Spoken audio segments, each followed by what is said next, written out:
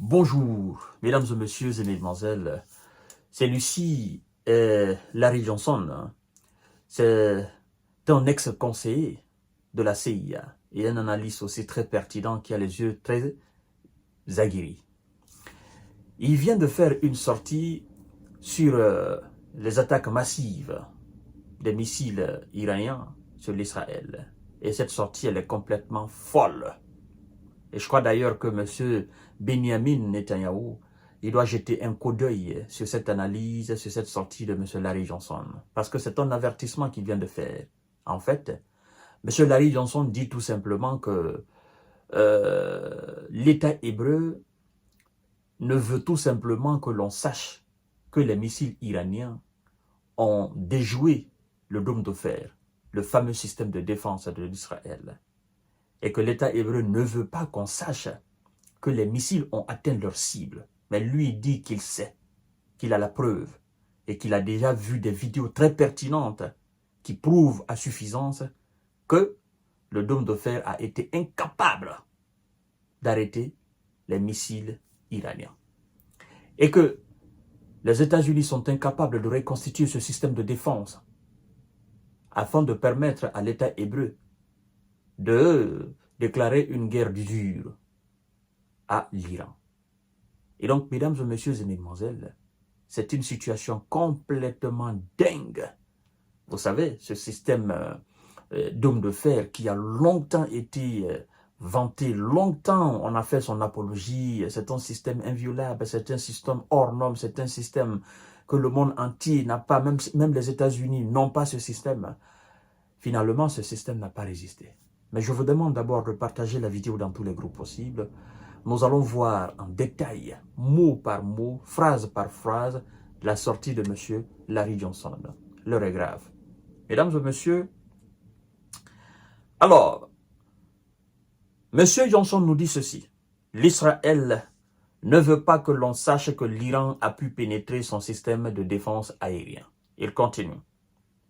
Sahal tente de masquer la faiblesse de son dôme de fer face à la technologie militaire iranienne fournie par la Russie, a estimé l'ex-analyste de la CIA, Larry Johnson, commentant les frappes iraniennes contre Israël. La technologie fournie par qui? Par la Russie. Ok, on continue. Je crois que vous commencez à comprendre pourquoi je dis que les Ouïsas ne peuvent pas se permettre de lancer une attaque d'envergure sur l'Iran. Ils ne peuvent pas se permettre de s'attaquer à l'Iran dans le but de le mettre à terre, parce qu'ils savent qu'il y a quelqu'un qui est derrière. Et ce quelqu'un, il est très, très puissant, très avancé dans le domaine militaire. Monsieur Larry dit, j'ai vu des vidéos, et vous pouvez voir, vous aussi, les missiles continuent à pleuvoir et à frapper les cibles. Israël impose un blackout médiatique, car le dôme de fer s'est avéré être un échec, a-t-il décrit. Donc, l'Israël, aujourd'hui, est dans une phase de dénigrement, au fait, et de la négation. Non? Il nie totalement que les missiles ont fait des dégâts. Bon. J'ai vu des déclarations de l'armée de l'air de l'État hébreu nous dire, ah voilà, les missiles quand même ont touché des bases, mais ils n'ont fait ni dégâts, ils n'ont fait ni dommages. Mais ça quand même c'est pathétique. Il ne fallait pas faire une déclaration, c'était mieux. Mais lorsque vous dites des missiles de croisière touchent quelque part un endroit, et vous vous dites que ce missile n'a pas fait de dégâts, même l'enfant le plus petit ou bien le plus bête des êtres humains, il vous dira, mais vous ne réfléchissez pas, ça c'est pas une vérité. C'est le feu qui vient. Et vous dites que cette boule de feu a touché une paille et qu'il n'y a pas eu de dégâts, sincèrement vous foutez de notre gueule. Monsieur Larry Johnson a comparé le dôme de fer israélien au système de missiles patriotes américains. Bon, ce système de missiles américains, patriotes, a déjà montré ses limites en Ukraine. Ce système n'arrive toujours pas à arrêter les missiles et les drones russes. D'ailleurs, il faut dire que c'est ce système, selon les déclarations de la défense aérienne ukrainienne, hein, et ils nous ont dit que c'est ce système qui a abattu un F-16 n'est-ce pas, un F-16 qui a été confondu à un missile russe. Donc, voilà un peu, c'est un système alors foireux, mesdames et messieurs. M. Larry Johnson compare le dôme de fer israélien au système de missiles patriotes américains, en affirmant que les États-Unis sont incapables de reconstituer le système de défense suffisamment rapidement pour permettre à Israël de mener une longue guerre d'usure. Donc, les États-Unis sont incapables de faire quoi? Ils sont incapables de reconstituer le système de défense, c'est-à-dire le dôme de fer israélien, pour permettre à Israël de mener une guerre longue d'usure. Et donc, pourquoi ils sont incapables? Parce que vous savez, ce système ne marche pas tout seul. Ce sont des missiles que ce système-là projette. Et alors, M. Larry Johnson continue en disant ceci. Luke Martin, le fabricant de missiles, n'est-ce pas, qui sortent dans les gueules de ce système dôme de fer, peut fabriquer environ un missile et demi, un missile et quart par jour, a déclaré Johnson. Si l'Iran continue de lancer des frappes de missiles comme celle-ci, la situation risque de devenir vraiment incontrôlable. Ça veut dire quoi? Le fabricant de missiles et de ce système de dôme de fer, M. Larry Johnson nous dit que ce fabricant ne fabrique un missile et demi par jour, un missile et quart par jour. Et donc, si l'Iran continue de lancer des attaques massives et intensifie, en fait, les Iraniens ont déjà appris, ils ont déjà compris que ce système de défense a ses limites. C'est pourquoi ils ont dit, si l'État hébreu riposte contre des infrastructures en Iran, des attaques de ce type-là, nous allons le faire intensement. Vous voyez, intensement, ça veut dire nous allons augmenter les frappes. Ça ne sera plus 200, ça ne sera plus 300, et ça ne sera plus une seule fois. Donc, nous allons envoyer soit 400 en plusieurs fois et pendant plusieurs heures.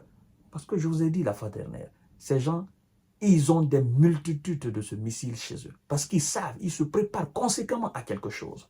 Donc, ils ont compris que ce système a montré ses limites et que ce système-là est faible et que ce système, s'il venait à intensifier les frappes, ce système-là, effectivement, sera mis KO.